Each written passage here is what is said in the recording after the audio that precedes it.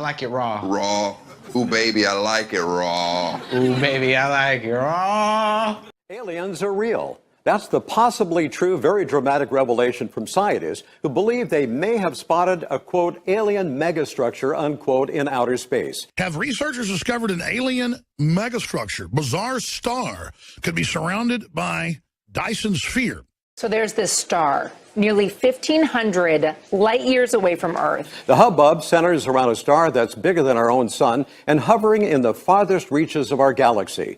There's a star that could be surrounded by superstructures of alien origin. It's called KIC 8462852, and astronomers are taking the possibility seriously. Built by extraterrestrials, or a ring city. And we have this telescope that's been staring right at it for a number of years. The star is apparently emitting a light pattern that suggests an abundance of matter circling around it. And it's this unusual gathering of God knows what that has piqued scientists' interest. What we've discovered is a star that behaves completely unlike anything we've seen before. Something is going around this star, blocking a lot of the light. Now, usually we would think that would be a planet. So if this planet passes between us and that star, that would dim a little bit of the light. But we're talking like 1%. What we see now is as much as a fifth of all the starlight just gets blocked. But even more interesting is it's really random how much and how exactly when this block is occurring. We've never seen anything like it, and that's why we do astronomy, to see the unknown. Could it be an alien battle station like the famous Death Star in Star Wars? Or could it be one of the other myriad thousands of possible explanations for debris in outer space? For the purposes of this broadcast, we'll go with Death Star. Let's bring in CBS News science contributor Michio Kaku. Okay, what is happening? Why is this star causing scientists to wonder in fascination what might be out there?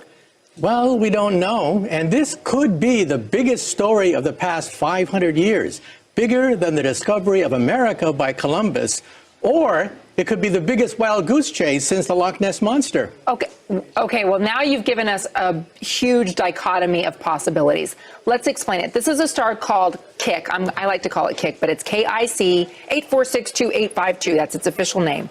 The Kepler Space Telescope is out there. Can you explain why scientists and why space lovers are fascinated by what's happening with this?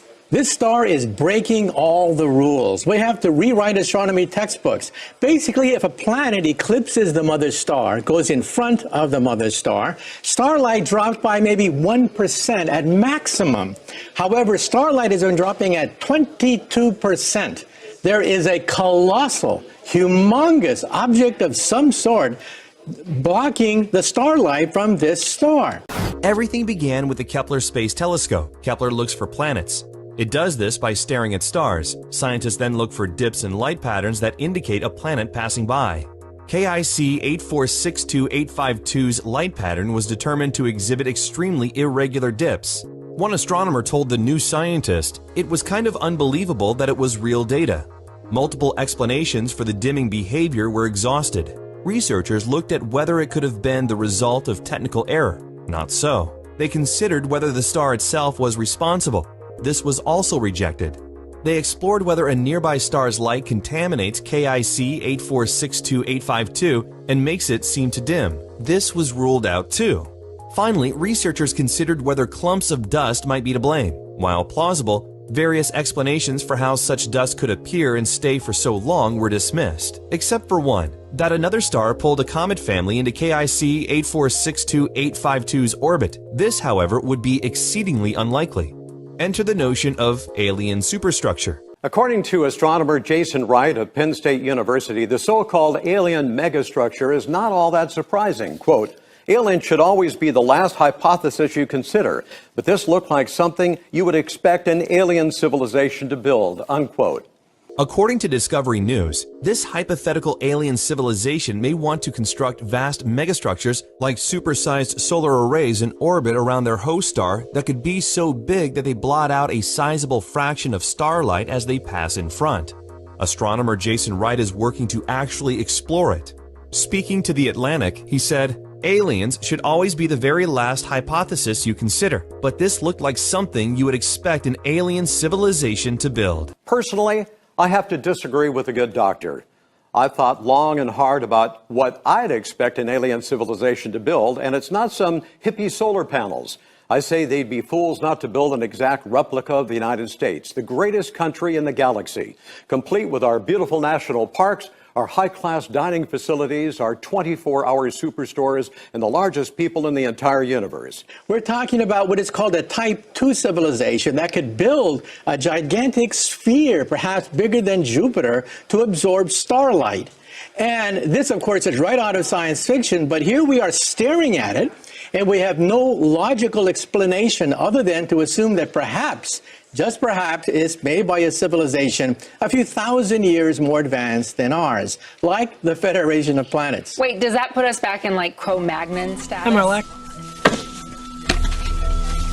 There won't be any berries in the fruit salad now, so we all lose. Well, compared to them, yes. We are what is called a Type 0 civilization. We get our energy from oil and coal. Type 1 would be like Buck Rogers, planetary civilization.